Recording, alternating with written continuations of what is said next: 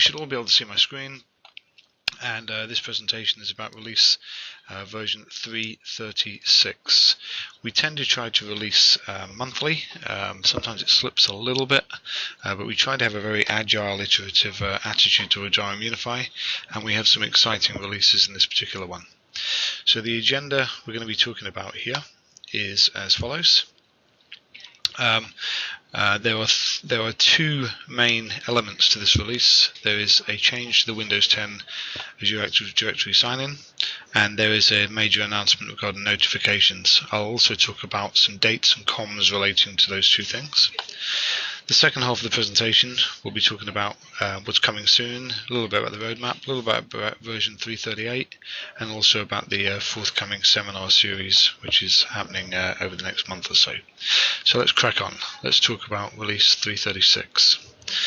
So this is a little bit wordy, bit of a I think if I'd get pretty criticised for my presentation skills on this one, but it is what it is. So, following the investigation of Microsoft, they confirmed that a Windows 10 bug is being fixed in an upcoming Windows 10 build, but they can't promise that until summer 2018 to allow Windows 10 to work with RM Unify users. We also know that this fix is not going to be patched on existing Windows 10 builds, and we realise that not all customers will be able to sort all this out in the summer because they're so busy.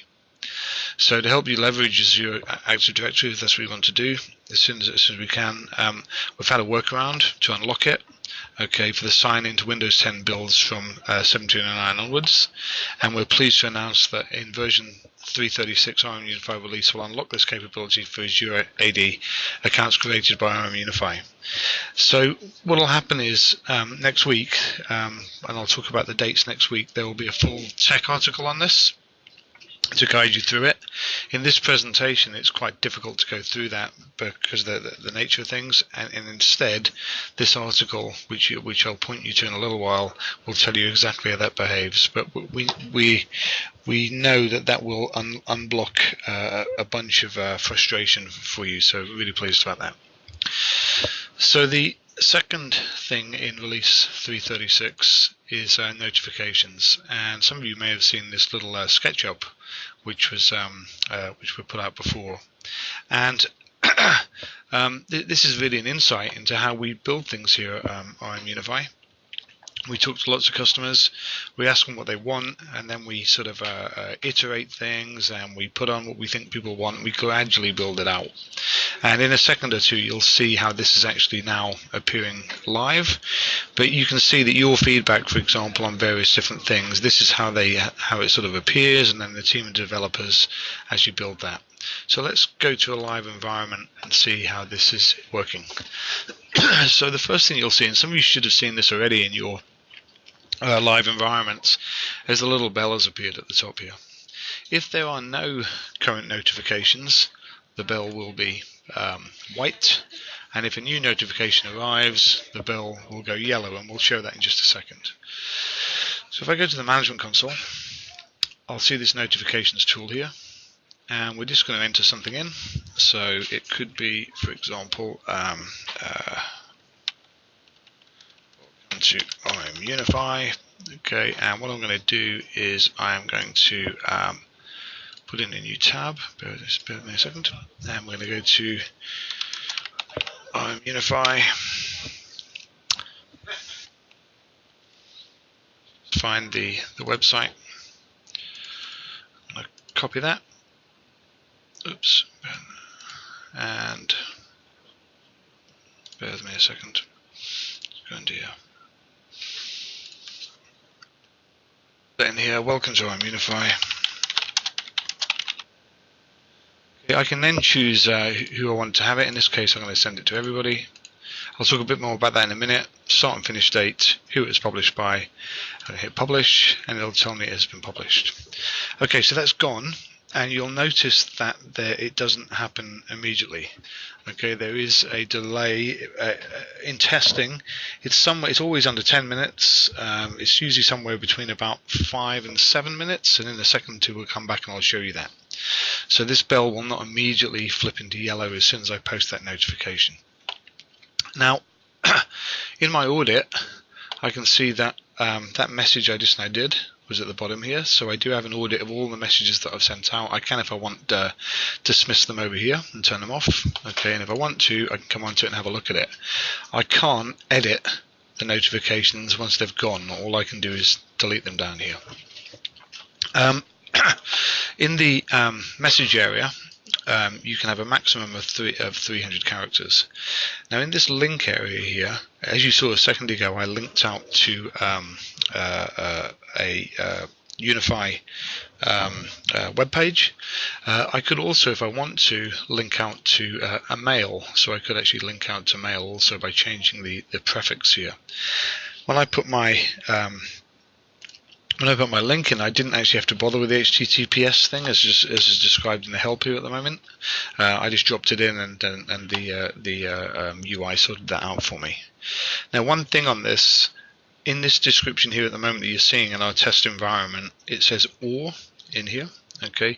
In fact, the option will be you can put one in here only. Okay. There are not going to be the options to put multiples in. As I said, you can decide who you want those things to go to, so it can go to students, teachers, non-teaching staff, admins, or other. And we can have a start and a finish date. If I choose the start date today, as I say, it'll take approximately 7 to 10 minutes to find its way through. If I choose it for tomorrow, it will kick in at midnight. On the end date is triggered at midnight, so this particular message would actually finish at midnight today. This is how I set it up. And then in the bottom here I can describe who said that.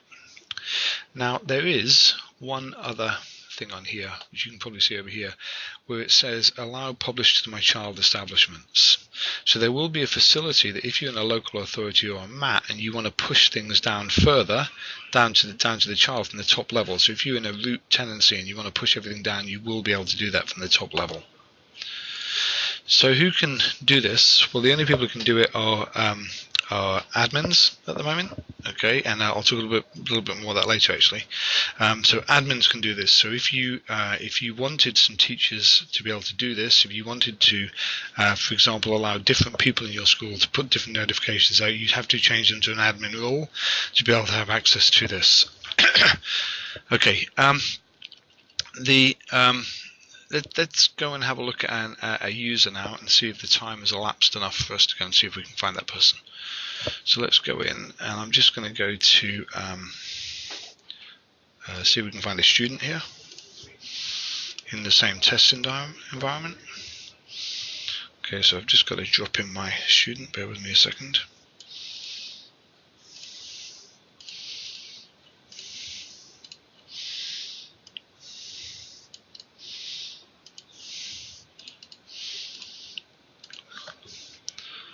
Okay, and you can see at the top here that his button has gone yellow. So the button here has gone yellow because I pushed it out, and you can see that the notification I pushed out a few moments ago, okay, is now here. If I click on the link out, it should take me to that RM Unify page, which is the one I asked it to do. So the end user, okay, if they want to, they can dismiss those, okay, but that's pretty much all they can really do at this stage. We are looking at the idea of possibly having different color bells for different type of messages, but this is pretty much it as it is at the moment. So I'll come out of here from my student and come back to my user here. Now you'll notice that this one here is actually still white. So to be able to flip that to yellow, okay, it won't push out unless we either refresh it or we log in. So I've refreshed that. Oops, let me come back. Hopefully I can come back to it. I may have made, oh, I see why. Okay, I think it's because when I put it out, I didn't, this guy here is in a different environment, so just ignore that. The demonstration you saw a second ago was the correct one where the student saw the yellow bell, because that's what I asked it to do. Let's just go back to the notifications area. So that's pretty much it. Okay, it's pretty simple. It is what it is. We're not trying here to replicate email or Twitter or text or anything else. It's just a simple little notification bell that you can use to help your users across your establishment or across your bunch of establishments. Okay, that's all it is. We're conscious of the fact that we could do any number of things with this, but what we don't want to turn this into is something which it isn't. So it's not email, it's not Twitter, it's not text, it is just simply a notification bell. That isn't to say that over time we might do a little bit more with it, but we want to keep this roughly where it is at the moment. Okay, so hopefully you can see the benefits of that. You can see how it all works. Now at the top here, it says more information. There will be a tech article relating to this which will explain everything you've sort of seen in this video. Let's go back to the presentation. So let's talk about dates and times. This will become live on Thursday the 8th of March. In fact, it'll come live around sometime around about midnight. So when you arrive at work on Thursday the 8th of March, that facility should be there for you. And in advance of that, as soon as we have all the tech articles ready to go, there will be a written blog posted out. It's on the RM Unify blogs area, which is here. So if you search for RM Unify blogs, you'll find it there. You'll see that each time we do a release, we actually produce a written document, and within there will be various tech articles and things you can move on to find more technical detail about the solution. Now, there is not actually a sign up for the RM Unify blogs, but if you go to RM Education blog, okay, I believe on here that there is a sign up. I think the snow has got to be in snow. Yeah, here. So down this side here, you can subscribe, and I would recommend that you subscribe here. And when you get that, you'll get nudges about changes which have happened across the whole of the blog series, including the ones in RM Unify, and that's a really good thing for you to do. Okay, back to the presentation. So next Thursday, you'll have the notifications, and you'll have the Azure Active Directory facility ready to go in 3.36. So let's talk a little bit more about what's coming up next. So over the next month, this is assuming that the snow ever stops. A bunch of us hit the road, and we travel around the UK to visit our customers. So I'll be travelling to Exeter and Glasgow and Warrington and London and all over the place. And if you go to the RM Seminars area, so if you just search RM Seminars, I can actually show you that. Oops, I come on to RM Seminars.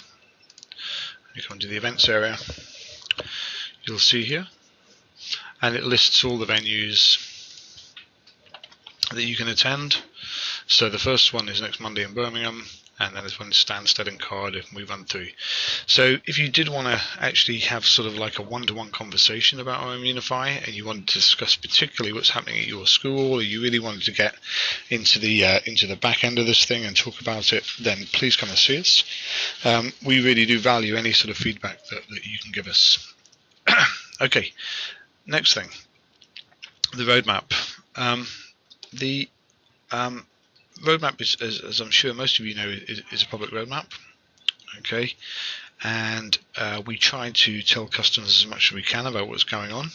And for the next part of this talk, I'm just going to talk to you about a few things that are coming up in 3.38. So you'll see here that where it says in development, this is referring to the current release. So I've talked to you today about notifications, and I've talked to you about the support for the Azure AD sign-in. And as we move further along here, you can get an idea of things which are coming, and as soon as the current release is done, we'll move things in, so you'll know exactly what is definitely going to be happening in the next release. So what I'm going to share with you in a second is, if you understand it's still in development, there are still going to be some tweaks to it over the next sort of month to 6 weeks, but I'm happy to share with you what we're looking at. So there are three things in 3.38. Given our 4 to 6 week release schedule, we anticipate this will drop somewhere early to mid-April. Okay, and it'll depend on the progress we make, but that's where we're looking to release this. And the first thing that you'll see in v3.38 is more granular levels of admin rights. So at the moment you are either an admin or you're not an admin, and instead what we are proposing at the moment is that instead there'll be, to start with, 3 levels of admin. So there'll be a super admin who can do everything. There'll be a password admin. Now this is really valuable for teachers to be able to do, and if you've seen any of my previous broadcasts, you know that for network provisioning in particular, if you allow teachers to change passwords in RM Unify, they're also going to be able to change the passwords on the network, and that seems to be a big win for a lot of organizations. So this is one here which we're looking forward to introducing. And the finally is a launchpad admin to give you more granular control down there. So as I say, that's one thing we're looking at. The second thing is this sort of problem statement we're trying to solve. So it says, as a teacher, I want a different display name to the current default format. So when we receive data from an MIS, okay, we have to define how we display the display names, and there are, as you can imagine, any number of permutations to this, and within the code and the way that we architect Unify, it's not really possible to cover off every single situation that people want. It just wouldn't be practical to do that, or good practice. So at the moment when we get things, if you're a student, you get your first name and family name, staff, you get title, initial, family name, parents, you get this. Okay, we know that schools want more control over that format. This change is not so the change will not allow you to define the standard at the top level, but will allow non-student users, i.e. teachers, okay, to be able to change it in their profile. So they'll be able to go to, let me just show you this. Yeah, up here. So if we go to my profile, in here there's going to be something over here, so we can see it over here that my display name is here. Okay, and we're sort of seeing a little pen up here or something, okay, which will enable the user to actually change this display name if they so wish. Okay, and that's what this particular piece of development is looking at. Okay, finally, let me go back to here. Finally is the big one really, which is two-factor authentication. This is something that we are really very excited about, particularly with the issue of GDPR on the horizon. And we know that schools want to have better control over their environment in terms of access. So at the moment, if you come into Unify and you come into the profile area, you'll see a two-factor authentication area, and the user, you'll actually see this little thing here. So if you point your phone at this, it will actually then work if you've got an authenticator app up here. Okay.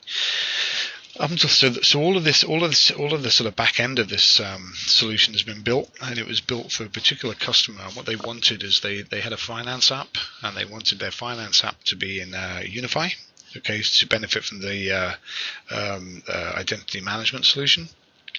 But they wanted to two-factor it. They needed that extra level of authentication on the way in. So we built that for them, and then obviously the next stage was to get a UI built so that it can be available for everyone, and then they can have granular control. So what you're seeing here again is a mock-up, okay, of how it's going to be looking, and I'll just talk you through it very quickly. If we concentrate first of all on this sort of central area just here, okay, you'll see that we've chosen an app, okay, and within there we've decided, okay, what in that app, okay, are we going to turn on or are we going to turn off? And there's a bunch of other apps here also.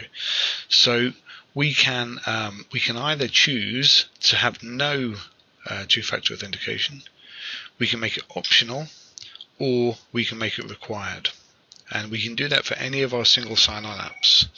So if they are linked apps or their saved password apps, then that's not going to work. But for all of your true single sign-on apps, you're going to be able to do this. We're also going to be introducing a trusted, or we're proposing to introduce a trusted IP range. So it could be that you actually have this facility turned on in the school environment, but you do not have it turned on in another environment, for example.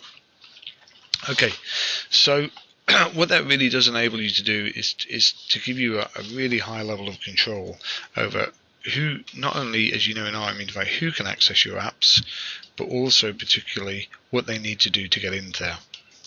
Now, if I come back to here and come back to this thing again here, the things that we're supporting are going to be these ones here, which is iOS, Android, Windows Phone.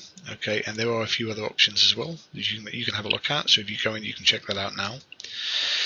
So I guess the message here is obviously the more your staff are essentially living in RM Unify, the more they're essentially accessing pretty much everything they need within that environment.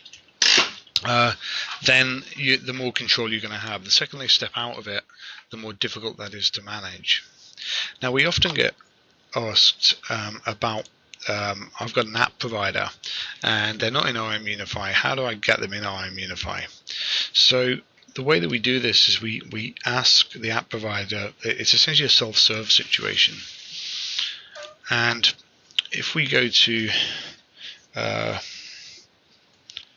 dev.rmunify.com, it'll take us into our developer portal, and this describes exactly to any app provider what they have to do to come and join us. We rely on the app providers to do some basic dev work. It's not huge, but they have to do a little bit of dev work, and by doing that dev work they can then do it. So if you do come across an app provider which is not in Unify, and it is one of your app providers, and you're now saying to them, okay, you know, I really need you in Unify because I'm using two-factor authentication. This is how I'm managing all my users, and they're not currently in there. This is where you need to point them to. You point them to dev.rmunify.com. They can then come on to getting started. They can just apply. So they just register with us, and they apply to join us. And from that point on, we work with them to get them in. If you need any more information about that, you contact us. But that's pretty much it. Because over time, with this facility here, we are obviously thinking that we're going to have more and more things in now. Now, assuming that you've got your 2FA set up, you then may want to be thinking, well, this is a great opportunity because I can effectively get a lot more control of my apps, but where's the data for my apps? Well, if you sign up for anything in RM Unify, let's see if I can come up here.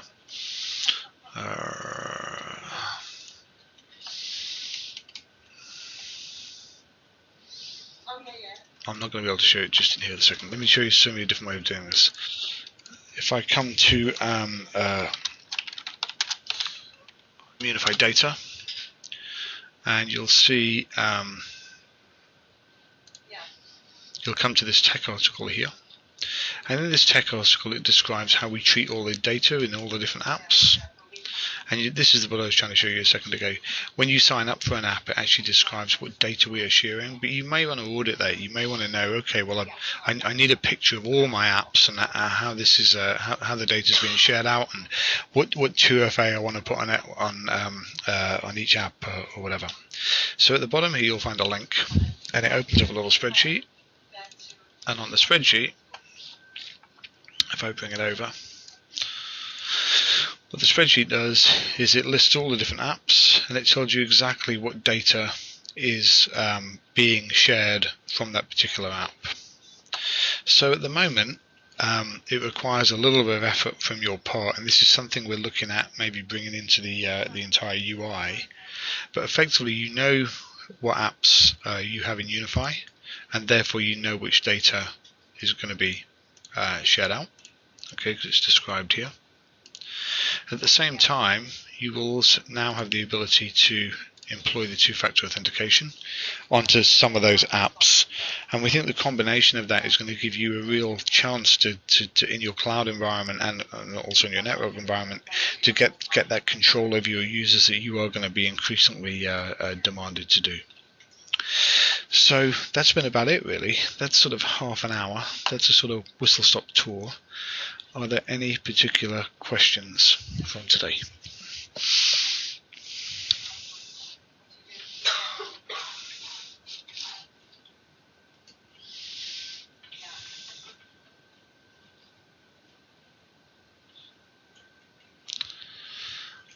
Okay, so I'm not receiving any questions. So thank you very much. I hope that is useful. Maybe see you at the seminars. If not, I'll see you in the next edition of What's New in RM Unify in early April. Thank you very much.